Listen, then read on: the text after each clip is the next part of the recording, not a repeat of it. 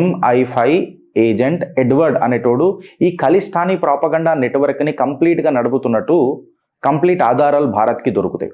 ఇది దొరకంగానే ఏమవుతుంది అని అంటే మళ్ళీ ఇంత పెద్ద నెట్వర్క్ ఖలిస్తానీ వాళ్ళది నడుపుతున్నప్పుడు దీన్ని ఎవడు సీక్రెట్గా ఫండ్ చేస్తున్నాడు అని చెప్పి ఇంకా ఆరాధిస్తే ఇక్కడ దొరికింది మనకి ఏందనంటే ఇది సీక్రెట్గా Chinese military of state security అంటే MSS, Chinese military of state security, ఒక NGO రిజిస్టర్డ్ ఇన్ ఖతార్లో రిజిస్టర్ అయిన ఒక NGO ఈ MI5 ఎడ్వర్డ్ గాడికి పైసలు ఇచ్చి ఈ ఖలిస్తానీ ఆపరేటివ్ని మొత్తం స్టార్ట్ చేసింది.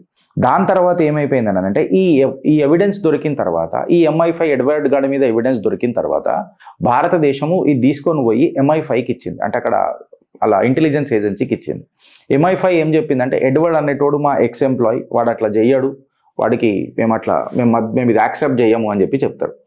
అంటే ఇక నువ్వు వినకపోతే మేమందరం చేతులు కట్టుకొని కూర్చుంటామా అని మన భారత్ ఏం చేసిందనంటే ఇదైతే స్కూప్ ఉన్నదో దీన్ని మీడియాలో లీక్ చేసింది, బ్రిటిష్ మీడియాలో లీక్ చేసింది.